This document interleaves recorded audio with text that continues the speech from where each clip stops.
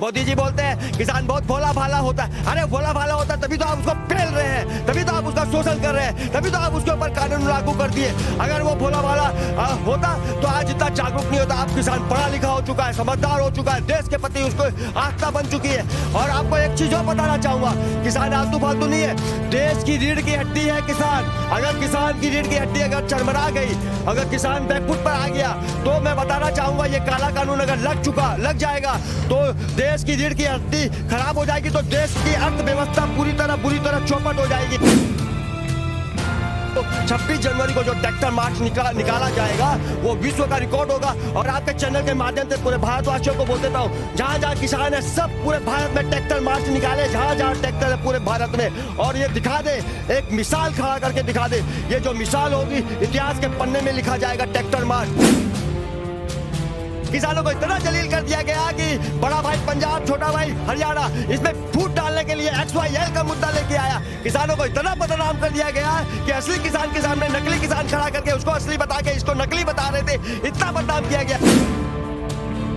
किसान को तो आतंकवादी बोल दिया, नस्लाइट बोल दिया, टुकड़े टुकड़े गैंग बोल दिए, पाकिस्तानी, खालिस्तानी, हर चीज से संबोधित किया गया।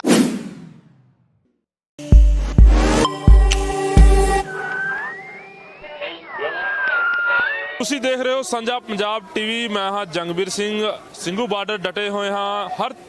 ਹਰ ਵਕਤ ਦੀ ਆਪਾਂ ਤੁਹਾਨੂੰ ਇੱਥੇ ਦੇ ਹੋਣ ਵਾਲੀ ਗਤੀਵਿਧੀਆਂ, ਜੋ ਵੀ ਸ਼ਖਸੀਅਤ ਇੱਥੇ ਪਹੁੰਚਦੀ ਹੈ ਉਹਨਾਂ ਬਾਰੇ ਦੱਸਦੇ ਆ, ਉਹਨਾਂ ਬਾਰੇ ਜਾਣੂ ਕਰਾਉਂਦੇ ਆ। ਉਸੇ ਤਰ੍ਹਾਂ ਹੀ ਸਾਡੇ ਨਾਲ ਅੱਜ ਇੱਕ ਹਿੰਦੂ ਵੀਰ ਸਨਾਤਕ ਧਰਮ ਤੋਂ ਇੱਥੇ ਪਹੁੰਚੇ ਨੇ, ਜੋ ਸ਼ੰਕਰਾਚਾਰਿਆ ਜੀ ਦੇ ਜੋ ਬਹੁਤ ਵੱਡੇ ਇਹਨਾਂ ਦੇ ਗੁਰੂ ਨੇ, ਉਹਨਾਂ ਦਾ शिष्य ਨੇ। ਆਪ ਜੀ ਦਾ ਸਵਾਗਤ ਕਰਦੇ ਹਾਂ ਜੀ। ਪਹਿਲਾਂ ਤਾਂ ਆਪਣਾ ਨਾਮ ਤੇ ਆਪਣਾ। मैं हेमंत तोसावड़ हूँ, कोलकाता से हूँ।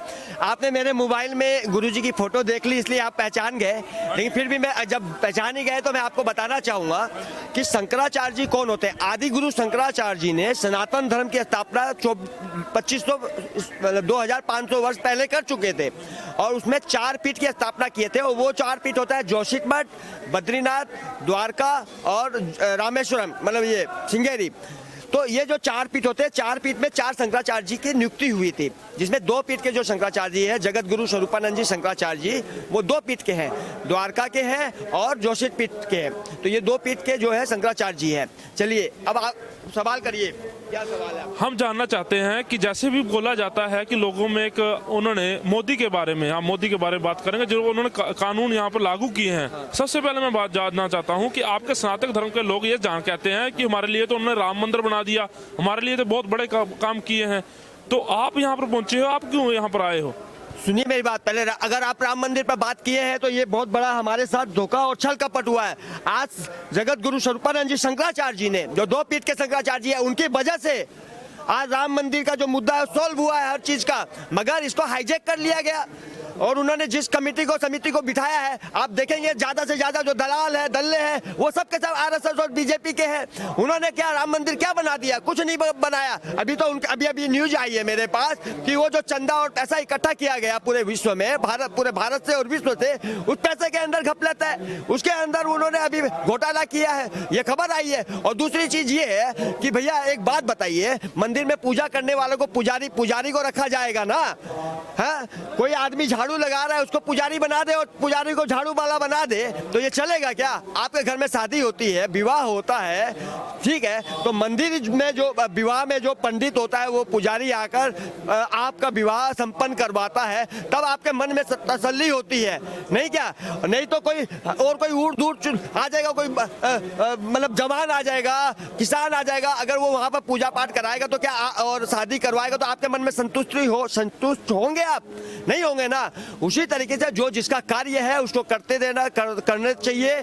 और सरकार का काम है कानून व्यवस्था करना, देश को सुरक्षित रखना, देश को किस तरीके से चलाना, यह कार्य सरकार का है, ना कि पूजा पाठ मंदिर वगैरह का काम सरकार का है। यह काम सरकार का नहीं है। और जो कमेटी का गठन हुआ है, हम उसका निम्न श्रेणी से एकदम थू करते हैं और खंडन करते हैं उस कमेटी को, जो कि अयोध्या की कमेटी राम जन्मभूमि की है। ये मोदी जी ने कहा था हम राम राज्य लेके आएंगे, ये राम राज्य तो लेके नहीं आ पाए, ये ये रावण राज जरूर लेके आ गए हैं। पूछिए, अगर आपका कोई और सवाल हो तो पूछिए, कोई भी सवाल हो तो। देखा जाए तो जैसे जब केंद्र सरकार ने अब हर मीटिंग में भी कोई फैसला नहीं दे रही और लगातार लोग किसानों को जलील किया जा रहा है कि मीटिंग में बुलाकर वापस भेज दिया जाता है, कोई फैसला नहीं दिया जाता। ये भी बोला जाता है कि आपको कानून रद्द नहीं होंगे, बाकी जो मर्जी करवा लो हमसे। तो इसके बारे में आपका क्या देखिए, आपने अभी कहा कि किसानों को जलील किया जाता है। अरे भैया, किसानों को जलील नहीं, किसानों को सब तरीके से जलील किया गया, अपमान किया गया किसानों का। किसान को तो आतंकवादी बोल दिया, नस्लाइट बोल दिया, टुकड़े टुकड़े गैंग बोल दिए, पाकिस्तानी, खालिस्तानी, हर चीज से संबोधित किया गया। किसानों को इतना जलील कर दिया गया कि बड़ा भाई पंजाब, छोटा भाई हरियाणा, इसमें फूट डालने के लिए XYL का मुद्दा लेके आया। किसानों को इतना बदनाम कर दिया गया कि असली किसान के सामने नकली किसान खड़ा करके उसको असली बता के इसको नकली बता रहे थे। इतना बदनाम किया गया, किसानों को इस तरीके से गिराया गया, इस तरीके से किसानों का शोषण कर रहे हैं और बदनाम कर रहे हैं, और आज भी बदनाम कर रहे हैं, अभी तक बदनाम कर रहे हैं। आज 10 मीटिंग हो गई, आज 11वीं मीटिंग चल रहा है, आज चल रही है ना मीटिंग, तो वो मीटिंग पे मीटिंग, मीटिंग पे मीटिंग, डेट पे डेट, डेट पे डेट, डेट पे डेट दे रहे हैं ताकि किसान परेशान हो जाए और चला जाए। यही तो टाइम पास कर रहे हैं ना केंद्र सरकार। अरे भैया, हम लोग का तो सीधा सीधा मतलब डिमांड है कि आप ये जो 3 कैंसर रूपी कानून है उसको आप खत्म करिए, MSP को कानून के दायरे में लेके आइए। यही तो हमारा सवाल है। आप बेवकूफ क्यों बना रहे हैं? किस लिए बेवकूफ बना रहे हैं? मूर्ख बना रहे हैं आप पूरे भारत की जनता को, जो कि भारत की जनता अब जागरूक हो चुकी है, किसान जाग चुका है, समझ चुका है। मोदी जी बोलते हैं किसान बहुत भोला भाला होता है। अरे भोला भाला होता है तभी तो आप उसको पेल रहे हैं, तभी तो आप उसका शोषण कर रहे हैं, तभी तो आप उसके ऊपर कानून लागू कर दिए। अगर वो भोला भाला होता तो आज इतना जागरूक नहीं होता। आप किसान पढ़ा लिखा हो चुका है, समझदार हो चुका है, देश के प्रति उसको आस्था बन चुकी है। और आपको एक चीज और बताना चाहूंगा, किसान आलतू फालतू नहीं है, देश की रीढ़ की हड्डी है किसान। अगर किसान की रीढ़ की हड्डी अगर चरमरा गई, अगर किसान बैकफुट पर आ गया, तो मैं बताना चाहूंगा ये काला कानून अगर लग जाएगा तो देश की रीढ़ की हड्डी खराब हो जाएगी, तो देश की अर्थव्यवस्था पूरी तरह बुरी तरह चौपट हो जाएगी। पूछिए, और कोई सवाल है तो। देखा जाए तो अब आपने जो भी खुलासे किए हैं, तो अब लास्ट सवाल है मेरा आपको। किसान आप जब मीटिंगें तो रद्द हो रही हैं, बार बार मीटिंगें की जा रही हैं, तो उसके बाद अलावा भी सरकार भी 2 साल के लिए कह रही है, 2 साल रुक जाओ, उसके बाद हम इसका करेंगे। सुनिए, ये चुम्मा चाटी में किसान आने वाला नहीं है, आपको बता देता हूं मैं। ये सब जो ये गुगली फेंका है ना केंद्र सरकार ने कि 1.5 साल आप रुक जाइए, आप अपनी कमेटी बना लीजिए, हम अपनी कमेटी बना लेते हैं किसान को बेवकूफ बनाने के लिए। और किसानों को इतना बड़ा आंदोलन जो विश्व रूपी, इंडिया रूपी नहीं, पूरा विश्व रूपी जो डंका खड़ा कर दिया, डंका पेल दिया, पूरे डंके की चोट पर मार दिया पूरे विश्व में छक्का।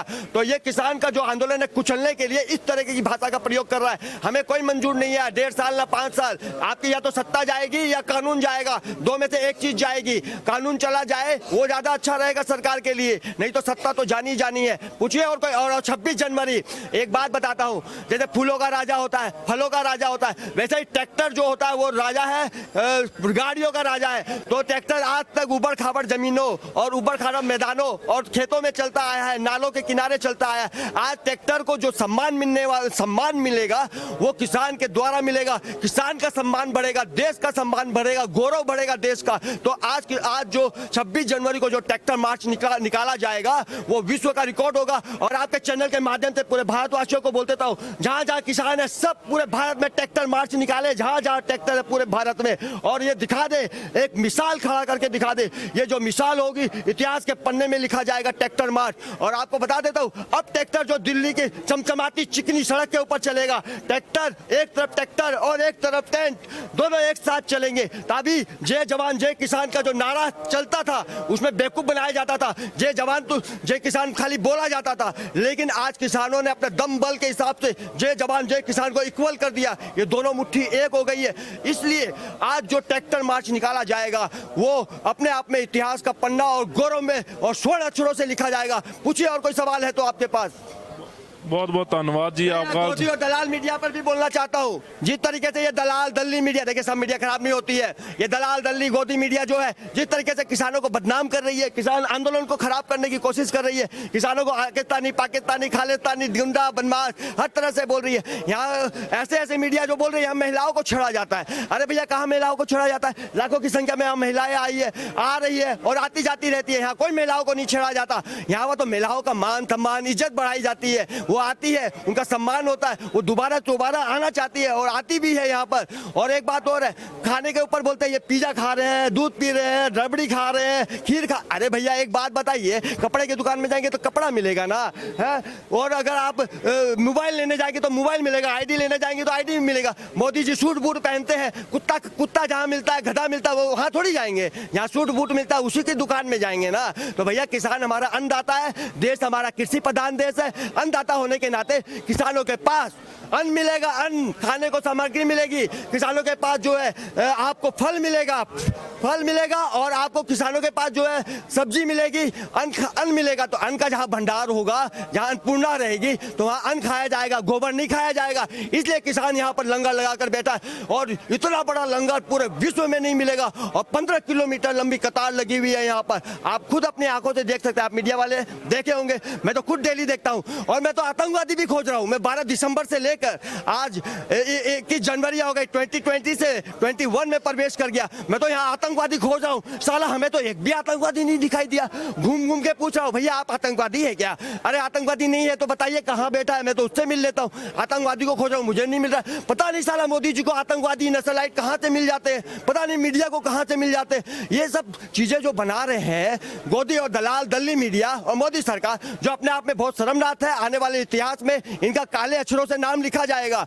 ये सरकार के विषय में पूछिए और कोई सवाल हो तो। हाँ, एक और सवाल आपको बता देता हूँ आपके चैनल के माध्यम से। ये जो बोलता है भारत, पूछता है भारत, बोलता है ना अरविंद गोस्वामी, उसको बोल देना चाहता हूँ कि साले तुम्हारे पर थूकता है भारत, बोलता भारत नहीं है। और ये सुधीर चौधरी जो उल्टी न्यूज दिखा रहा है, रजत शर्मा और गोबर पात्रा, ये चारों को चैलेंज करता हूँ सिंधु बॉर्डर से कि यहाँ आ जाए, यहाँ आकर बैठ जाए। और नहीं हेमंत तोसावत तुम्हारी हर बात का, हर शब्दों का धज्जिया उड़ा दिया। तो हेमंत तोसावत मेरा नाम नहीं, सिर्फ मैं नहीं, यहाँ बैठा हुआ हर किसान जो पढ़ा लिखा है वो तुम्हारे शब्दों का और तुम्हारी धज्जिया उड़ा देगा एक एक बात का। ये सच्चाई है, पूछिए कोई और सवाल हो तो। बहुत बहुत धन्यवाद आपका शंकराचार्य, आपने अपने विचार हमारे चैनल पे दिए। तो ऐसी भाई इन्होंने अपने स्नातक धर्म तो रिलेटेड ने हेमंत दास जी जिन्हों ने आके चैनल उत्ते साढ़े अपने विचार प्रगट किए और अपना जोड़ा रोष सी सरकार के प्रति और मीडिया के प्रति जो भी गलत खबरां दिखाते हैं उन्होंने प्रति अपने रोष को जाहिर किया। तो इस हर बंदे के अपने अपने विचार ने मीडिया बारे, सरकार बारे और किसानों बारे आप तुहाडे तक पहुँचाते रहने। तुसीं इसी तरह ही साझा पंजाब टीवी नाल जुड़े रहो। सत श्री अकाल। प्लीज़ साडे चैनल साझा पंजाब नू लाइक ते सबसक्राइब करो यूट्यूब ते।